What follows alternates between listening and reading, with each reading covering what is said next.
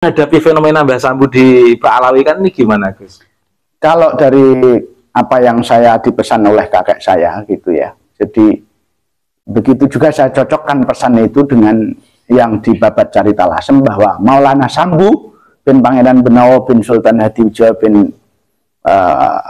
Pangeran Ki Ageng Kebu Kenongo bin Pangeran Handayoningrat bin Ki Buyut Bajul Sengoro adalah Maulana Ibrahim Asmoro Kondi. Itu cocok dengan apa yang Mbah saya sampaikan, bahwa Mbah Sambu itu dari Mbah Ibrahim Asmoro Kondi, termasuk juga kita kalau ada apa-apa supaya sering-sering ziarah ke Mbah Ibrahim Asmoro Kondi. Mbah Ibrahim Asmoro Kondi dari jalur Mbah Jumadil Kubro. Lah ke atasnya itu memang ada beberapa versi waktu itu, ada 3 versi. Salah satunya adalah yang ditulis di Mbah Fadl Senori. Ada juga yang memang jalur ke Baalwi.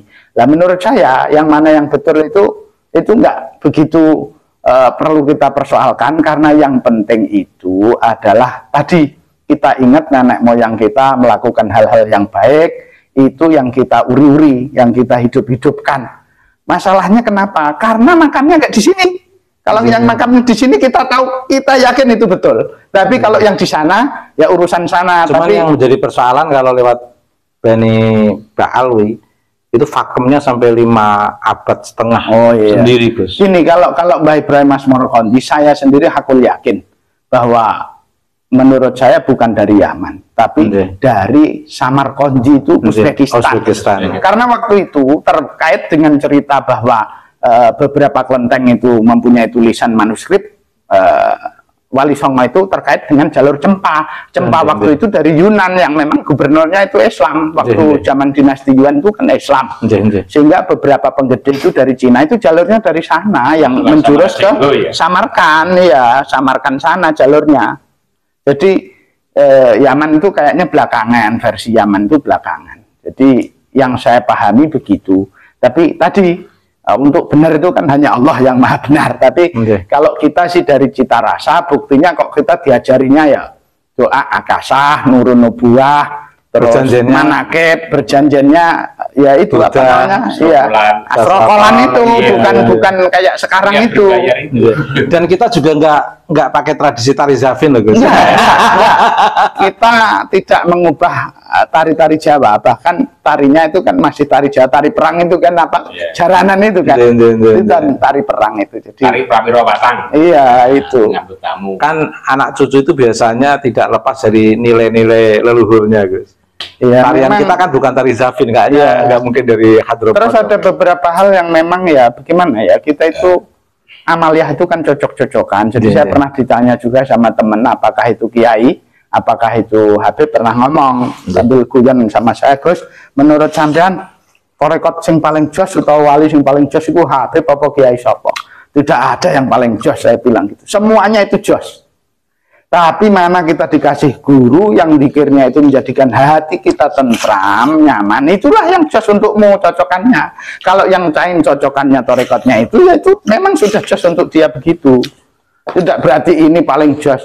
Kalau kita berpikir untuk lebih tinggi dari yang lain, ini kan berarti nafsunya masih belum terkontrol. Sedangkan orang untuk bisa takwa itu, kalau jalur doanya Gus Muid yang paling nyaman dari mana, Gus?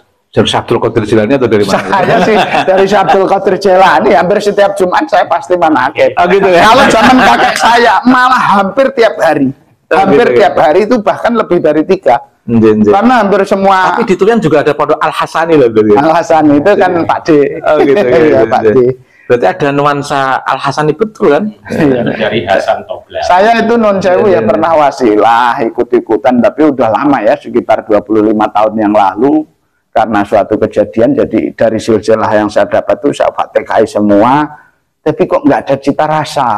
Yang dari Yaman itu, Yaman. Ke Amul Fakih kemana itu saya fatihai semua terus, tiap hari pagi, siang, sore, malam. Tapi nggak ada rasa. Akhirnya saya ganti ke Abdul Qadir Jilani, lah itu kok rasanya nyaman, ya mungkin cocoknya ini, saya terima ini, gitu aja. Ini sekaligus menjawab kritikan beberapa orang yang mengkritik di komentar-komentar pernyataan saya. Ada yang mengatakan di Lasem Rembang saya sendirian, Ternyata malah saya itu terlambat. Beliau-beliau ini itu sudah 1 tahun yang lebih. Saya itu masih, mengapa saya terlambat? Karena saya masih buka-buka, ini bener gak sih ya? Kita mau ngomong itu kalau nggak punya data kan nggak enak. Oh, yeah, karena taruhan akademik saya sebagai seorang dosen. Kalau asal ngomong kan malu saya. Tutur tinular itu nggak cukup sebagai bukti. Tutur tinular nggak cukup. Makanya saya terlambat. Padahal dari Punjer Lasem udah 1 tahun yang lalu sudah mengikuti ini. Tutur tinular boleh, tapi dan menggerakkan rasanya itu ke Imat, ke Said Zulfikar. Gitu. Ya tadi kalau untuk dengan keluarga Dresmo tadi saya masih, Pak D juga masih hidup, masih cerita bahwa Kiai Muhajir itu kalau kesini minimal 2 hari paling cepat. Biasanya itu 3 hari setelah Lebaran itu kesini. Kalau Mbah Mutomakin ibunya itu dari Dresmo, Gus. Oh, Al Muhajir.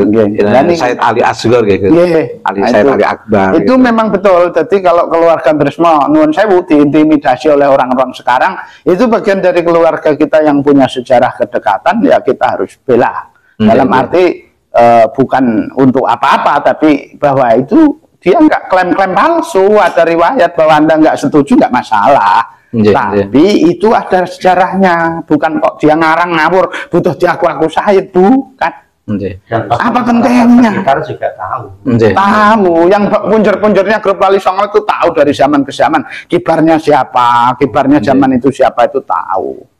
Enggak terus ujuk-ujuk yang sekarang muncul ngaku-ngaku, enggak. Dan kebetulan Zuhal Wali Songo ke bawah itu tokoh-tokoh semua, Gus. Jadi mudah dilacak, deteksi. Dan Wali Songo ke atas juga tokoh-tokoh semua. Biasanya yang makanya kalau Habib arogan di hadapan Kiai Gus-Gus itu ya malu lah. Itu karena belum tahu aja. Biasanya karena belum tahu, dia nggak asal usulnya dari daerah itu. Kalau kayak tadi itu, karena kayak Ali itu ya tahu. Habib baru tahu. Biar kembali kepada zaman mbah-mbahnya yang betul-betul harmoni dengan Kiai-Kiai. Itu tadi. Kalau ya itu ke sana sambil jualan minyak, sarung, jamu makjun dulu itu ada. Saya masih ingat itu, betul. Itu nginep di Kiai ini, itu kerabat saya. Bocil-bocil habaib sekarang ini di era-era 2019 ke sini. Sadarlah, jangan arogan, kembali hidup rukun lagi lah. Pokoknya kita bersaudara yang baik. Jangan tayak-tayakan terus lah. Gimana ini? Kalau kemudian hanya satu pihak boleh bicara, yang lain dianggap sholat. Tapi menurut saya justru yang larang tuh yang sholat. Berarti Anda nggak ngakui Wali Songo.